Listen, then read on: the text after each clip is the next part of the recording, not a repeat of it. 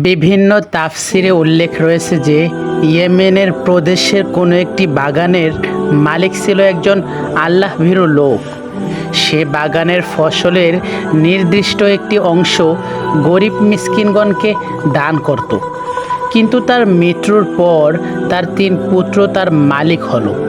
তারা ভাবল যে আমাদের লোকসংখ্যা অনেক, আমাদের পরিবার পরিজনের তুলনায় বাগানের ফসল সম্পদ খুবই অপ্রতুল, সুতরাং গরিব মিসকিনগণকে ফসলের নির্দিষ্ট একটি অংশ দান করা আমাদের পক্ষে সম্ভব নয়। কিন্তু কোনো এক ছেলে এই চিন্তাধারার বিপরীত ছিল।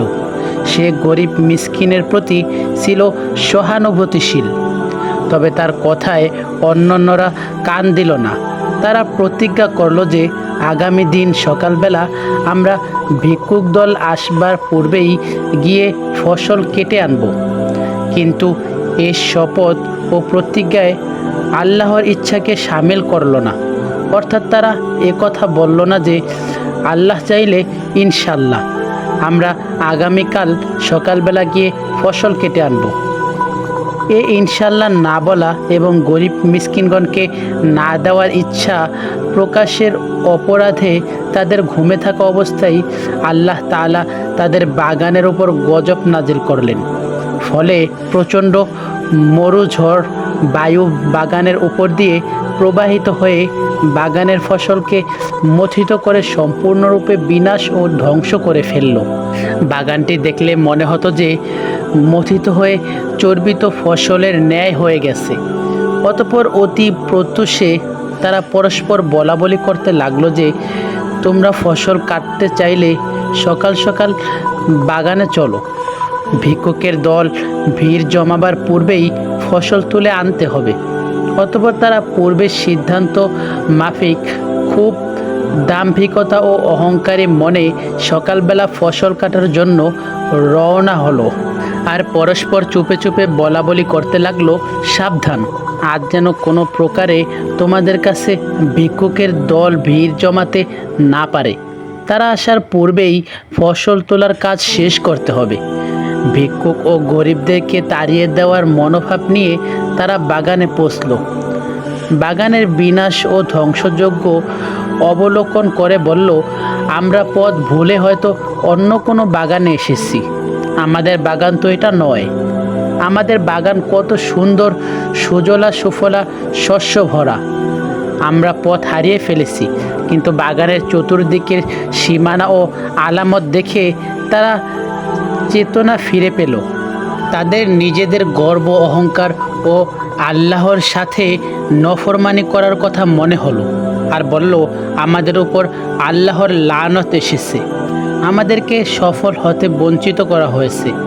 তখন তাদের মধ্যে যে লোকটি স্বভাব চরিত্রে উত্তম ছিল এবং ভিক্ষুকদের প্রতি সংবেদনশীল ছিল, সে বলল, আমি কি পূর্বে তোমাদেরকে আল্লাহর সাথে নফরমানি না করার জন্য বলেছিলাম না?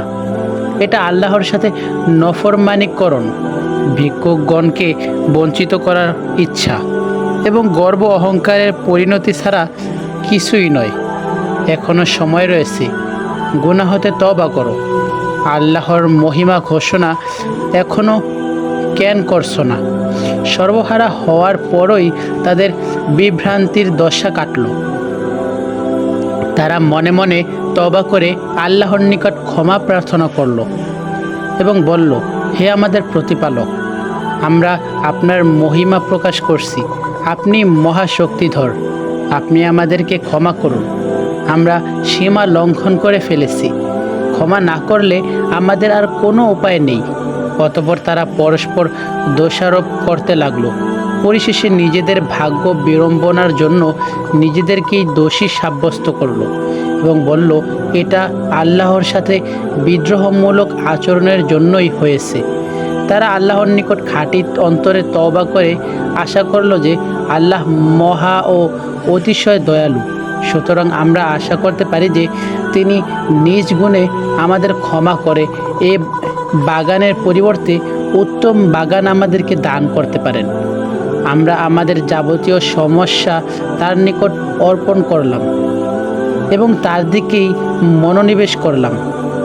তাফসীরকারকগণ লিখেছেন, তাদের এই তওবার ফলে এবং নিজেদের যাবতীয় সমস্যা আল্লাহর নিকট সোপর্দকরণ এবং সত্য দিনের ধারক হওয়ার কারণে আল্লাহ তাআলা এটার তুলনায় অনেক অনেক গুণ উত্তম ও সুজলা সুফলা শস্য ভরা উদ্যান দান করে অপূর্ব সম্পদশালী করেছিলেন।